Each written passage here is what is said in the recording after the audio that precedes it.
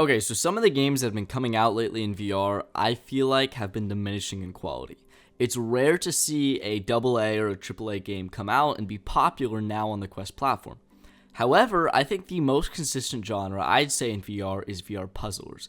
Some people might say there's too many, just like with rhythm games or games that are like clones of Gorilla Tag or stuff like that, but I would argue that VR puzzlers work better than any other genre just in terms of the simplicity to understand, the interactivity, and everything altogether. So I wanted to make a list of what I think to be most, not everything because I haven't played all of them, but most of the best VR puzzling games, and I'm sure I'm going to forget something.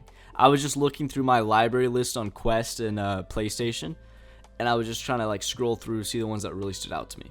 And these are in no particular order, because if they were in an order, it would take me like years to write this.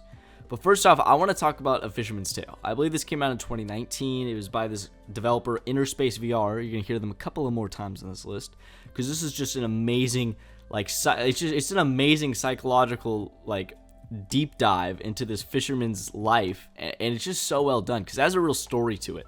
And that's something I look for in puzzle games like this, is to have a story. But most importantly, though, the puzzles are just a lot of fun, and they're weird. They have you do different things, mess with scale and size, and they really play into VR in a way you could not do, I would say, on a flat screen, at least not nearly as well.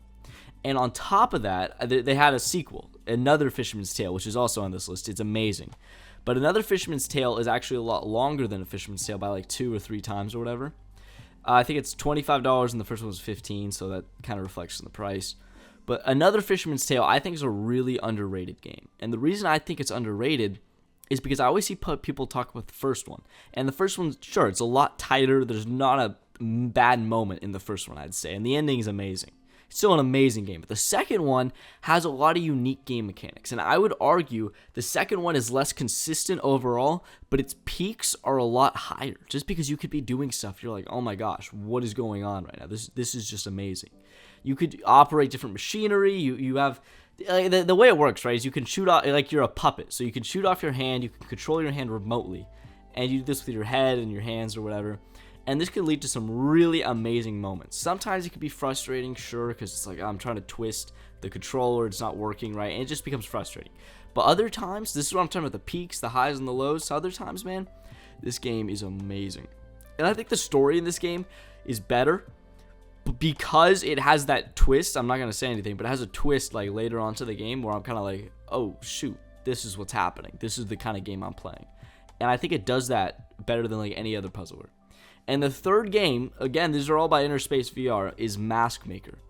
Maskmaker, again, is so highly underrated. I know it's on Quest. I think it's on PC. I don't think it's on PlayStation. But this is just a really cool game. Let me just sell it for you like real quick, because this is the way it works. And, obviously, this is not sponsored. I'm just like a big fan. You paint different and like construct different masks, right? And it's a really interactive thing, too. It uses chiseling, painting. It's super interactive. You can only do it in VR. And when you put on a mask, you enter into another reality, which is just amazing. And keeping with this theme, I next want to talk about, just really briefly, virtual reality. This is one of my all-time greats in VR. I think it's somehow underrated, even though it's still really popular, I'd say. Because you put on different VR headsets, you enter into different realities, and that's very similar to Maskmaker, where you put on different masks and enter into different worlds. And I love that concept, because it's like that Inception is really what VR is, because you're already in the Inception kind of thing. Like you're in a world inside a world by putting on the VR headset. So I like going steps further in that. And then this is a game I've never beaten, but I still love it. I have to get back into it. And a lot of people love it. This is a really popular VR puzzler, and that's the Last Clockwinder. Really great game, and you basically are controlling these different robots, and like you do an action in VR, and then the robot will do that same movement pattern. And that's another thing you can only really do in VR. Like you can only take the full advantage of, because it's literally copying your motion movements. So like I can I can throw an apple to myself, catch it, and then I will see the robot throw an apple to itself and catch it, just the same pattern I did. And then next we have another really popular one, Puzzling Places. This is the first one on the list that's less of a story-driven game, less of a campaign, and it really is just a set of puzzles. But it's three-dimensional. It's like a three-dimensional jigsaw puzzle. and it has a bunch of amazing courses. It's a relaxing game. It's got great mixed reality options, multiplayer options, and this isn't even really my kind of game, but it's just done so completely and so fully and so well. I kind of have to look at this and say, wow, this is like one of the best experiences just even in VR you can have. And it's something you'll always return to. Now, these next two games I think are just honestly some of my favorite games in VR. And I say this all about a lot of games. I'm trying not to glaze too hard, but these Red Matter games are amazing. Visually, like they're the best. Like Red Matter 2 is the best you're going to find on both PSVR 2 and Quest 3. In terms of resolution, just like overall clarity, immersion, there's just so many factors going into it. Because there's not really like enemies, so you can't compare it to other games, but it's still, though, visually, I think it's about as good as you're going to get. And Red Matter 2 in particular, I just found to be such an immersive puzzler. It's really the visuals that, for me, this game truly stands out, but it's also just a great time, great puzzler, very interesting story. It's almost got like Metroid Prime aspects, if you guys have ever played that game, but without the action, if that makes any sense. Then we have Tetris Effect. This came out a long time ago, I think when VR like was first becoming consumer or whatever. And Tetris Effect is one I just keep going back to, because I'm not the biggest Tetris guy, but when you add in all these visual effects, VR, music, and just, I don't know, you kind of just want to sit down with your PSVR 2 or your Quest 3 on, just zone out, just play the game. You just become immersed in it with the music. It's just like everything going on, it becomes like such a immersive experience. I don't really know how else to put it. And then the next two I'm going to put, and this is ones that I think, they have the potential to be the best, like the best puzzlers, but they're just, I don't know. I just got to be honest, and I don't think they're maybe to the same caliber as the rest, but they're still really good, and for a very specific audience, these are going to be the best there is, and that's Myst and Riven. These are by Cyan Games. The original Myst came out, and Riven came out years and years ago, like decades ago, and they're cult classics, and they brought them to VR with remakes, and they run okay.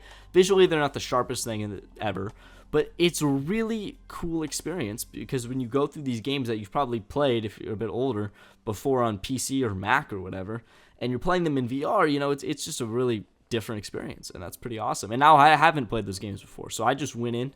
I beat Myst. I haven't beat Riven yet, but when I was playing Myst, it's like not, it doesn't hold up the best. It's a little hard in VR too, because some of it's like you have to really take notes. Like this is a hard-ass puzzler, just straight up. So I had to like look up a lot of things, but it's you're either gonna like it or you're not. Like Myst and Riven, you'll kind of know just by the first trailer or by the first like 30 minutes of the game. Basically, has a lot to do with exploration, just kind of stuff like that. Then we have another game that was a remade from a long time ago, but this one I think holds up a little bit better, and that's The Seventh Guest. The Seventh Guest is visually great. And gameplay-wise, it is amazing. You get this little lantern, right? And you're shining around this haunted house. And it's sort of revealing things from the past. It looks like almost like it has like too many gimmicks going on. This is just what I thought when I first saw the game. But when you're playing it, it is just so much fun. And it's really cool, too, because you're like exploring stuff around the house. You're like finding different clues. And it's got a great hint system, so if you don't want it to be too hard, it doesn't have to be too hard. Just a lot of fun. And then next we have, again, cult classic VR games, but they're not really as much puzzlers, I would say, as if they're also more action platformers, and that's Moss 1 and 2. It's still leaning towards the puzzling side, I'd say for sure. These are a couple of games where you play as a mouse. It's like you're in 3D basically, and you're kind of controlling it with your controllers, like a 3D platformer on like a regular flat screen. But then with your VR self, you can interact with different objects, platforms, solve puzzles, even pick up bad guys and stuff like that. Really, really cool. They came out with Quest 3 enhancements too, so if you have a Quest 3 or Quest 3S, definitely, it's kind of a no-brainer at this point. It's a very popular series. And then we have one that, we're going to go into a few very underrated games here. Starting right off with A Rogue Escape. I'd be shocked if a lot of people have heard of this. I haven't even heard of it until I had to sort through puzzlers, and then I saw it, and I was like, this sounds kind of interesting, and I just gave it a shot. It is really weird. You're in like a pod, and you have to reach these different destinations. It's a very, I don't want to spoil it, because it's a real part of it is the discovery. If you get the game, and if you get the game, you go inside this pod, you're underwater, and you're just exploring, but you have to keep track of your fuel and stuff. And part of the game is you're trapped here and you're trying to learn how to navigate. And then once you learn how to navigate, the game becomes like really fun. But that learning curve is also kind of what makes the game. So I can't really say too much. But then another very underrated game, which I played years ago, is Time Stall. Time Stall is it's just so underrated. Basically, you're on the spaceship, and it's like this chintzy spaceship. You know, it was very cheap. It was low production value. And when you're on the spaceship, you have to like help the captain, right? Because you didn't have enough money. I'm trying to remember because it's been a little bit since I played, but you didn't have enough money, so you have to help her on that thing, solve these puzzles. And what's so cool about it is it's like something will happen, right? Like let's say there's a leak in the spaceship and things start flying out. Then time basically slows down to a stall, hence the name, and you have a certain amount of time to solve the puzzle. So you're looking around, you're scrambling, everything's really interactive, and I think what makes the game is just the charm, because there's a lot of personality to it. I mean, visually, it's really good, and if you have the quest optimizer, which I'm gonna make another video on soon, because people need to get this thing, it's like actually insanely clear resolution-wise. It's pretty remarkable.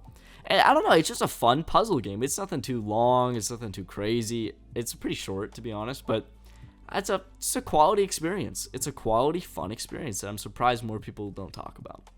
Then we have one that, you know, this is a pretty fun one. It's called Eye of the Temple. I wasn't sure if I should include this or not, but I think it was probably just good to bring attention to. And it's basically where like there's these platforms on your floor, quote unquote floor, but they're really in the sky, and you have to like stand on them and move around your room, like in person. You're not like using a joystick or anything. You're physically moving around to like platform basically across. And there's puzzle aspects to it, but it's so there's puzzle aspects to it, but it's not the most puzzler in the world. So that's why I'm a little like asterisk on this list. Now finally, this last game, truly amazing. Truly amazing. It's not like you could look at aspects of it and say, oh, the visuals are better in Red Matter. The gameplay's more addictive in like Puzzling Places or Tetris Effect or something. I don't know. Or Seventh Guest. And, you know, on top of that, the story's not the best. Like the story in, Myst or something, or Riven is better.